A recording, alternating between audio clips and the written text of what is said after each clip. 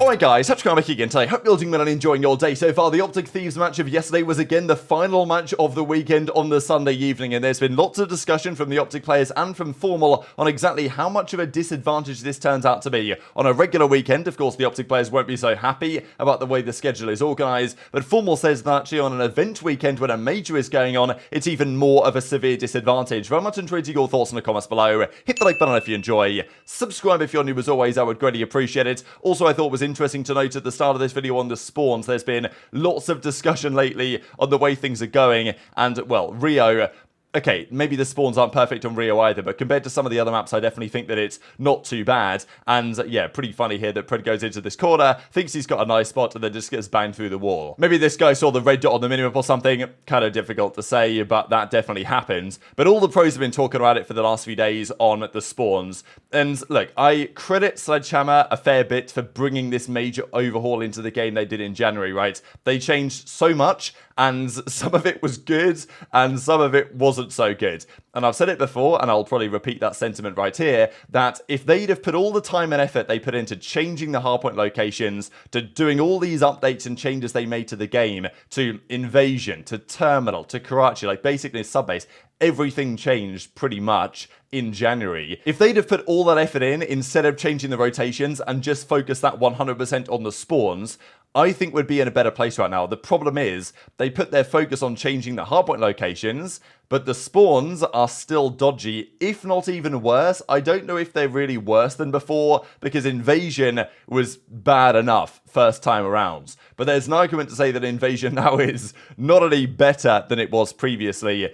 And the pros have been talking about this to some length, right? I mean, Envoy says it after yesterday's series, need a spawn update ASAP. Slasher says these spawns are so unbelievably troll at the moment, and it's the case on pretty much every single hardpoint map that there's just some weird stuff going on. Subbase has it, pretty much all the maps have it. Even Scrappy replies here to Slasher and agrees, says like basically it's criminal what's going on right now. So I guess that's the question, right? Will the developers really come to play in terms of a new update coming through, or is that not the top of their priority? Because TJ says the old spawns were 20 times better. They love screwing up the spawns and changing hills for some reason. There hasn't been a good version of spawns in years. I don't know how it's so hard. We either get bad or really bad, and right now it's really bad. So, you know, I thought that was interesting from TJ though, saying that as far as he's concerned, the old spawns are actually way better. I think the pros like tend to always say this, like even if the old spawns weren't better, I don't know, there's a general feeling that they make a change and people play it for a while and they realize it's kind of bad, so they think, oh, the old version was better. I'm not so sure that it was, but there's definitely still so many problems in the current situation that the developers do really need to resolve. So I personally think that getting rid of, you know, maybe even Subbase or some other map and bringing in Vista when that's possible is probably going to be a good idea. But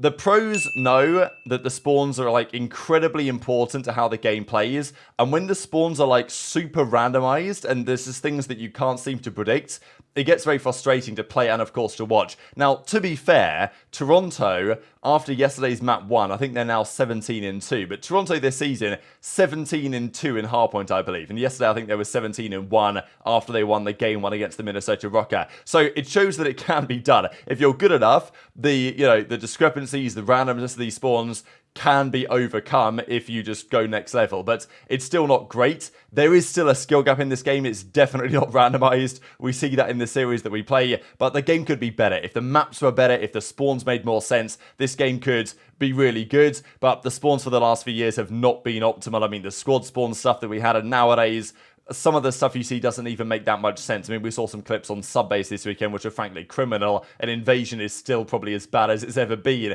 even without the P5 hardpoint in the Palace, which is thankfully now gone. The Breakdown also came up with their Team of the Week from the weekend. I thought it was interesting here because, well, generally when you want to choose players for this, I kind of want to choose players or lean towards players that played in 2 series, because sure, you might have fried in 1 series, but is that enough? Now, in Attach's case, he absolutely giga-fried in the series they played. So I think that was definitely justified. So from Subliners, Kismet gets in. I thought it could have been Skyz, but I mean, fair enough. I guess Subliners went 2-0 on the weekend, and Envoy was massively influential, of course, to that Toronto team, although you probably could have chosen Scrap or somebody else. I thought Drazah, though, was an interesting one, really. I don't think he played especially well this weekend. I would have put Accuracy in here, pretty much. Like, I know they lost the series, but I thought Accuracy played great. And of course, given that Attach was here, they probably could have, put one of the OpTic boys as well here, but maybe they kind of want to show that they're not being too biased or whatever, so they want to put people in from different teams. I think it's fair enough, but yeah, maybe not the team that I'd have put together, but intrigued to your thoughts in the comments below. But after yesterday's Thieves series, OpTic, well, actually, Dashy was immediately live. It was pretty funny how this worked, right? They took down Thieves, they 3-0'd him, and about 5 minutes later, Dashy turned on the stream. So I thought this was kind of impressive. But of course, that was the final series of the day again. And we have seen this plenty of times already this year, and we will continue to see it for the rest of the year, that the final game of the day is almost always either an OpTic match, which it usually is, or it will be like another big battle, like a FaZe versus Toronto or something like that. Like when the top teams play, it'll be the final game of the day. And it's not exactly anything that should be massively unexpected. They're going to make the schedule align with what you might expect. And it's not like the CDL pretends that they aren't doing this. Like, they don't come out and say, oh, we're totally randomizing the schedule and they just happen to be the final match of the day. I think it's known, and they don't pretend that they do this otherwise. And it's been a thing for years in competitive cards that, the OpTic guys, because they want the viewership at the end of the day, they want to make them play at the end of the day. It's not absolutely always the case, and we'll see some evidence of that in a second. And for the online matches, maybe it's not so much of a big deal. But the majors is when FormaL is saying that it actually can be a pretty big disadvantage, right? He says that from his years playing an OpTic in Call of Duty, and of course in Halo as well, often the way that the schedule is done, especially let's say in Halo today, because the Call of Duty schedules now, they'll only really play one game a day until it gets to the latter half of the tournament. Whereas in Halo and like the old school MLG formats we might go back to over time, you can play 2-3 series in a day, group play, whatever the case might be. And that is usually when OpTic will play first and last. Right now, OpTic either tend to play first or last, and most usually last. But what it can mean is that let's say your last match of the day one day, next day your first match of the day, because they want OpTic to both open and close the stream, because that's how they can maximize the total viewership, which is understandable. But it means that from a scheduling perspective for the players, it actually becomes really challenging. Whenever it talks about chat, I'm not gonna lie, bro. Like being on OpTic over the years, like I've been on OpTic, I've been to tournaments on OpTic, like probably been to like 40 tournaments on OpTic. Okay, every tournament, we play last, no matter what. We always close out the broadcast, no matter what, and we always play early. With how important sleep is at events, it's like actually just a huge disadvantage going from tournament to tournament. Always going to bed the latest, always waking up the earliest. Like no one ever even talks about that because they don't even know what it's like. But so we played 5. Oh my god, I had that shit backwards for a second. Match. Yeah. Imagine, look at this. Just look at this and look at all the matches that played before. So we play last. That's insane. We get to watch. No, but Miami plays Friday and Saturday. Why not to play Friday and Sunday and put us where Miami and Atlanta are? Yeah, you see what I'm saying? How do they play 2 matches before we play 1, like in the same weekend? Like to me, that's just whatever. Wait, this is your first time playing like Thieves, right? In like your whole career? Oh yeah, that's crazy. Insane. Yeah, unfortunately. You've been playing for that roster for 100 years. For that franchise. Literally 2018. Like, god damn. Yeah, LAT, Minnesota. We played Minnesota again. I guess it makes sense, but LAT. We haven't. See, that's what I'm saying. Like, the scheduling doesn't make sense because we played Minnesota last one, right?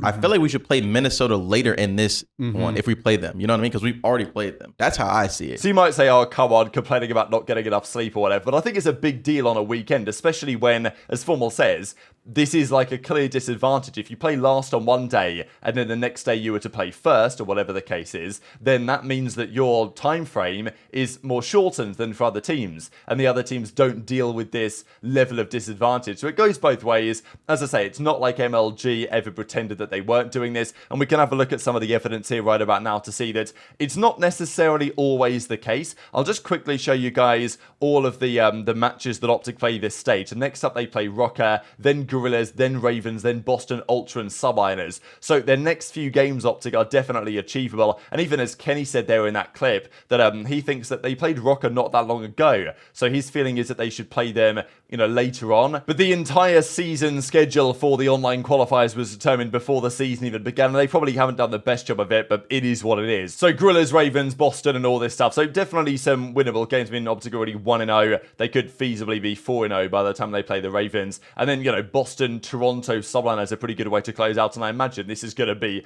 the final game of the day. So if we just don't filter by OpTic anymore, we go back to resetting the filter here on the website, which actually is working today. Can you believe it? We can see when these games are. So the next game, to be fair, is not actually the final game of the day. So I think that sometimes the CDL try and say, oh, you know, they're not always the last game. And to be fair, they're not always. But they're very rarely the first game. So it's the second match of the day on the Friday the 23rd. They play Rocker. The OpTic series against the Gorillas is then actually the second match of the day on the Saturday. So they don't play last on either of those occasions. The final match on the Sunday that week is FaZe versus Subliners, right? So if there's a big game between another couple of teams, then they will put that last. And if OpTic play theoretically inferior teams, they won't put them last, I think, for example. So we see again, Saturday, March the 2nd, OpTic not the last game, that Ravens series, but the last game on the Sunday is actually Rocker Thieves, although there's also FaZe Toronto that Sunday. So to be fair, it's a bagger series upcoming. And then they play, oh, can you believe it? First game of the weekend, March the 8th. So maybe OpTic have gone through their phase having all the last series. They actually open the weekend on that occasion, and then the final game of that weekend is actually OpTic versus Ultra, right? So there you go. They've got another final one,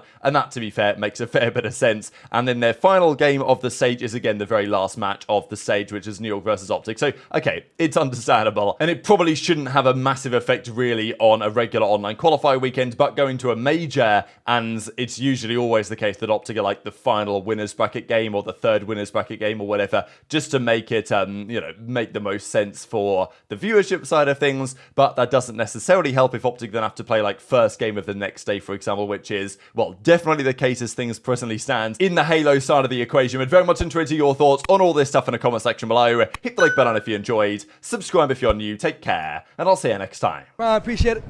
He's on left window. Mid window, one mid windows, one's bottom blue, last guy. on the ground, blue. He's sliding, watching their side on the ground. Oh, where are you going? Come back. Holy shit, that's insane. Okay, back! What is that? That's insane. That's fucking insane. What? I didn't even know you could do that. From my POV. Oh my god. Dude, he's sniping me now. What? Oh, On the ground, blue. He's sliding, watching their side on the oh, ground. where are you going? Come back. Holy shit, that's insane. Okay, back. That's insane. That's insane. That's fucking insane. One shot. Yo, you should see that from my POV. Oh my god. Dude, he's sniping me now. What? Oh yo, dude, the fucking missile just flew past my screen. Oh, she looks nuts on my screen. Holy fuck.